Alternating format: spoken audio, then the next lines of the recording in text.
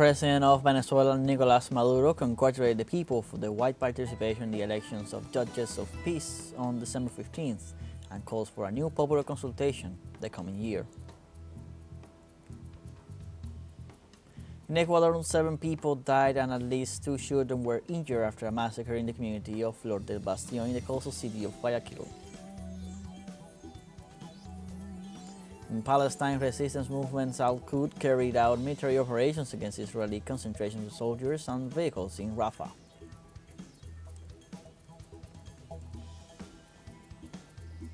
Hello, welcome to From the South. I'm Luis Alberto Matos from teleSUR studios in Havana, Cuba. We begin with the news. The President of Venezuela, Nicolás Maduro, congratulated the Venezuelan people for the wide participation in the elections of Justices of Peace on December 15th, coincided with the 25th anniversary of the Constitution of the Bolivarian Republic of Venezuela. The head of state announced that he will call for next January 26 for the first popular consultation of the coming year with the purpose of opening 2025 with new communal projects. In declarations to Venezuelan television, he committed that Venezuela will have 4 fixed consultations per year, plus 2 others to approve projects for the youth and projects linked to culture. Maduro described as beautiful the election day to elect justices and congratulated the citizens elected in this historic day of December 15, 2024, when for the first time Justices of Peace were elected by direct vote of the Venezuelan people.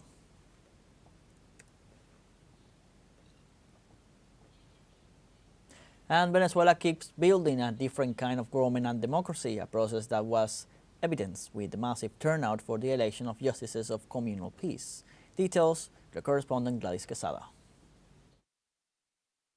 Close to 20 million Venezuelans were summoned to the polls once again this Sunday, this time to elect the Justices of the Peace, an instance of the communal power designed to settle minor disputes, family or neighborhood unrest, as well as to maintain order and civility within each commune. It is the first vote of this kind in the country. Today we are very happy and grateful to God because since very early in the morning we are here in the voting center to exercise our right to vote and thus continue to ensure the peace of our country, Venezuela, as our President Nicolás Maduro has indicated. From here, we can show the whole world that we are a symbol of peace. Venezuela is a symbol of peace, and that is why I exercise my right to vote on this beautiful Sunday. The opening of the center was at 8 o'clock in the morning without any inconvenience. Thank God we have had enough people coming to the center. So far there are no problems at the voting center.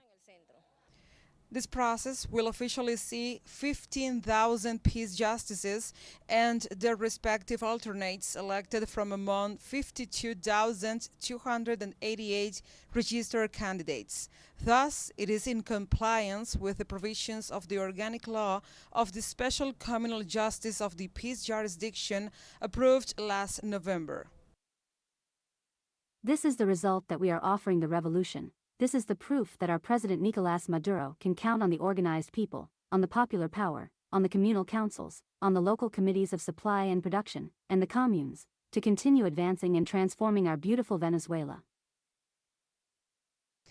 With this voting, the nation also celebrates the 25th anniversary of the current constitution approved under the government of late Commander Hugo Chavez.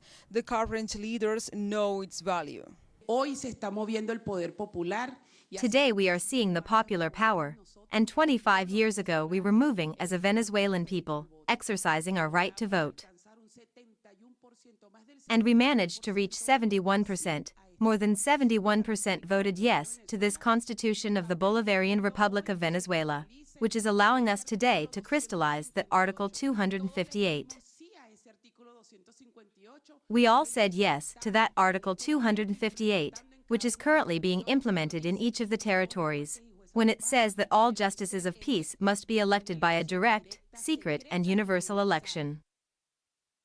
Venezuela advances in the construction of the communal state, the future of popular governance, and the conception of horizontal structures from the people and with the people. Gladys Quesada, teleSUR, Caracas, Venezuela. We now have a short break coming up, but first remember you can join us on TikTok at teleSUR English, where you'll find news in different formats, news updates, and much more. We'll be right back. Stay with us.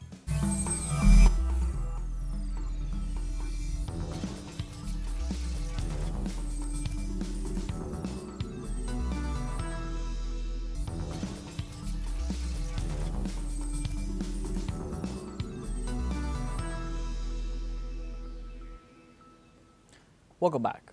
In Ecuador, 7 people died and at least 2 children were injured after a massacre in the community of Flor de Bastión, the coastal city of Guayaquil. Witnesses said the attack was carried out by hitmen who arrived at the victim's home on motorcycles, broke in and started shooting. 5 members of the family died inside the house, while 2 others were chased and later killed. Minutes later, a contingent of national police arrived at the scene to begin the investigation. According to official figures, between January and November, the number of violent deaths fell by 18% compared to 2023. The number of homicides this year still exceeds 6,000. And in Panama, on the 35th anniversary of the military invasion by the U.S. government, several guilds rejected the crime of lesa humanidad, the crime against human rights against innocent civilians. Local media reported that next December 20th, the day of national mourning, will open a window of recognition to the victims of a criminal aggression that destroyed the peace of the country. Likewise, they stressed that the perpetrators of the violation of sovereignty were not sanctioned at the time, stressing that the rule of the aggressors continues. In related news, the lawyer representing the victims recalled that in 2018, they were able to hold Washington accountable for compensating the victims and survivors of these attacks, but this achievement has not been broadcast. The President of Colombia, Gustavo Petro, arrived on Sunday in Mexico with the objective of advancing a bilateral agenda with President Claudia Sheinbaum. The Colombian head of state was received by the Secretary of Foreign Affairs, Juan Ramón de la Fuente, at the Felipe Ángeles International Airport. Through a publication on social networks, the Colombian government released a video recording the welcome given on Mexican soil. It is forecast that on Monday, both presidents will meet.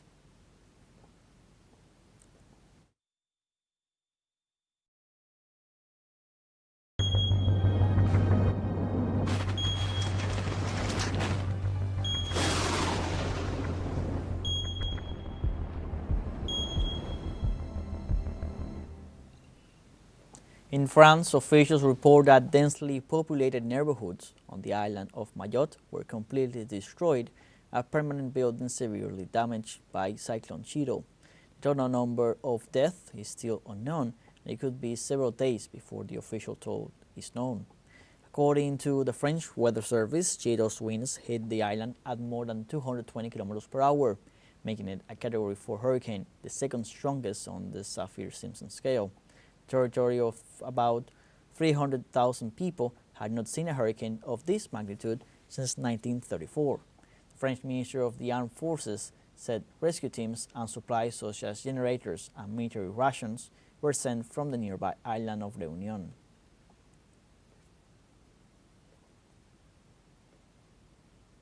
And Cyclone Chido caused severe damage in northeastern province of Cape Delgado as it passed through Mozambique.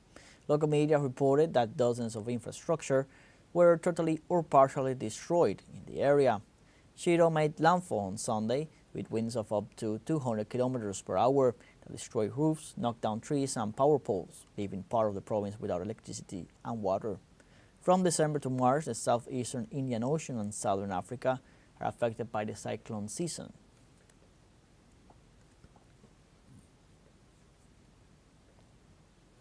Meanwhile, in Australia, authorities on Monday issued fire warnings for several locations in the country's southeast in the wake of a heat wave that will send thermometers soaring to record highs of 47 degrees Celsius. Melbourne will experience a record day of 41 degrees, the hottest since 2020. Authorities also predict that Sydney will see a similar temperature on Tuesday, especially in its western neighborhoods. In the southeastern state of South Wales, temperatures will reach 47 degrees in the towns of Wilcannia and Ivanhoe, more than 840 kilometers west of Sydney.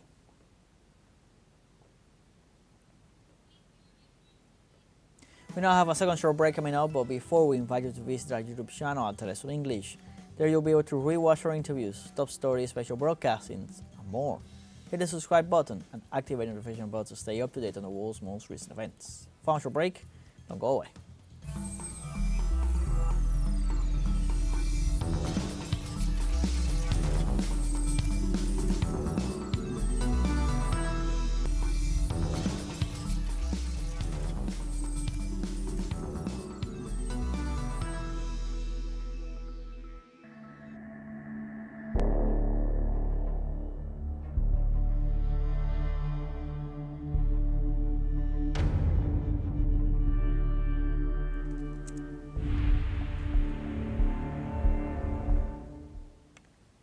Welcome back. In Palestine, resistance movement Al-Quds carried out military operations against the Israeli concentration of soldiers and vehicles in Rafah. Al-Quds also confirmed the detonation of 3 explosive devices planted in occupation vehicles during their advance a few days ago. These devices were placed near the Tunisia school and near the Martyrs Mosque Abdul Sassi al-Rantisi locality in Gaza City. They also confirmed the destruction of an Israeli military vehicle with a barrel bomb, which was pre-positioned during a raid in the area of Al-Nada Towers in northern Gaza Strip.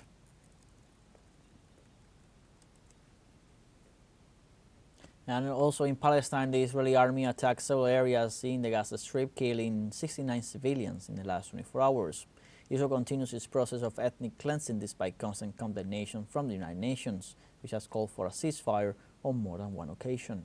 The Palestinian Foreign Ministry has warned that Israel's actions are aimed at crippling the movement of compatriots and dismembering the West Bank in order to undermine any chance of establishing a Palestinian state.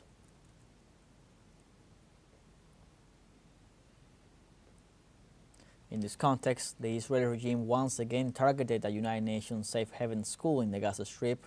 At least 20 Palestinians, including children, were killed in the attack and several were wounded.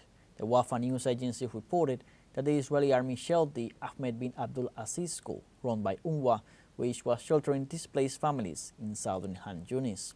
According to testimonies, the building was full of children. The attack followed an assault on a school in northern Beit Hanun, in which 43 people were killed, and another on a civil defense post in which Al Jazeera cameraman Ahmed Al-Lu and 5 rescue workers died. At least 44,976 civilians have been killed by Israel and more than 106,000 have been wounded since the beginning of the genocide in Gaza in October 2023.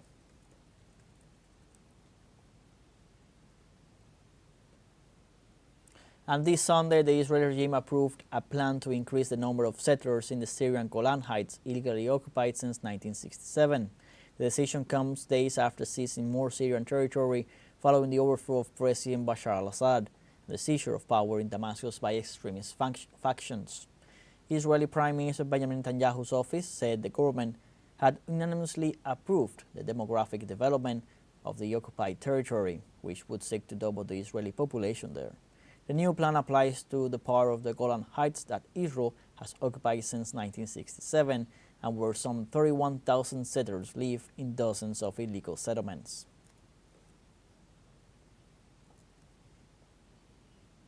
And in Syria, the new regime ordered to disband all bases of the Palestinian resistance factions in Damascus and to disarm them.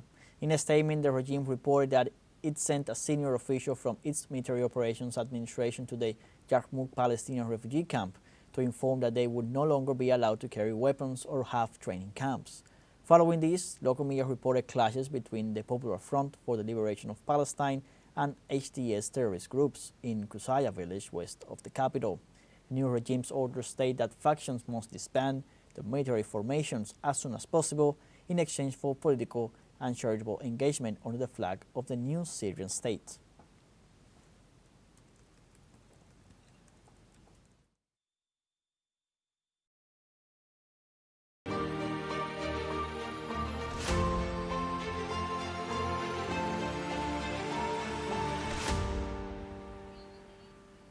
In Russia, the Donbas Dome air defense system detected and intercepted a total of 138 Ukrainian drones attempting to attack civilian infrastructure in 1 week. The Russian Federal Security Service reports that a kamikaze drone with a homemade explosive device was intercepted near a water supply facility. The bomb squad cut the controls and removed the components for later use. No civilian casualties or damage to infrastructure were reported. In recent months, Ukraine has focused its drone strikes on refineries, fuel depots, and oil industry facilities in Russia, mainly in the border provinces, but also in areas far from the front lines.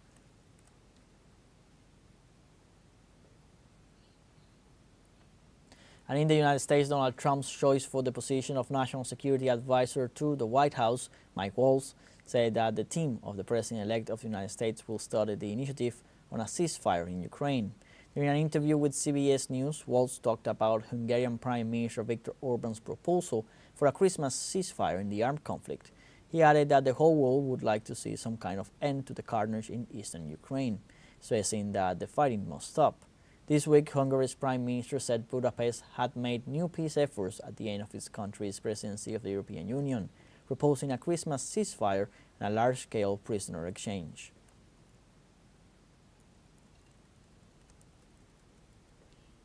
And the European Union announced the adoption of a new package of restrictions against Russia for its alleged actions of hybrid war against the bloc.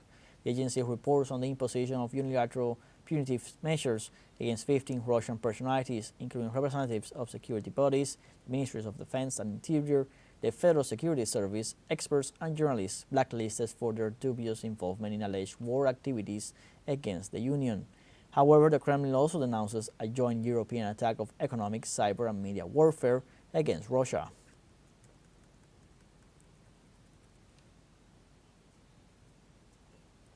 And in Sudan, at least 38 people were killed after armed groups attacked the western town of El Fasher. According to local media, the systematic drone attack left 20 wounded and the death toll is expected to rise. The International Committee of the Red Cross warned that the conflict could lead to disease outbreaks and the collapse of the country's health system.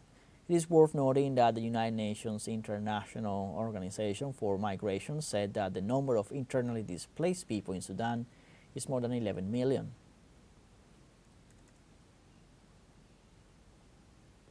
And leaders of the Economic Community of West African States meet at a summit with 3 member countries led by military governments on the verge of leaving the bloc.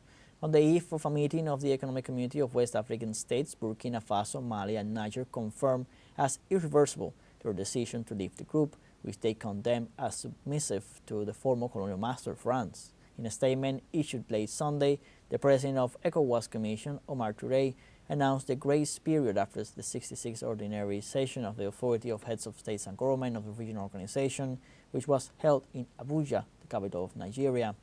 According to the head of the commission, the leaders of the bloc recognized that all 3 countries will officially cease to be members of ECOWAS as of January 29, 2025. The authority decides to set the period from 29 January 2025 to 29 July 2025 as a transitional period and to keep ECOWAS doors open to the 3 countries during the transition period. With this, we have come to the end of this news brief. You can find these and many other stories on our website, telesurenglish.net. So join us on social media, Facebook, X, Instagram, Telegram, and TikTok. For TeleSUR English, I'm Luis Alberto Matos. Thank you for watching.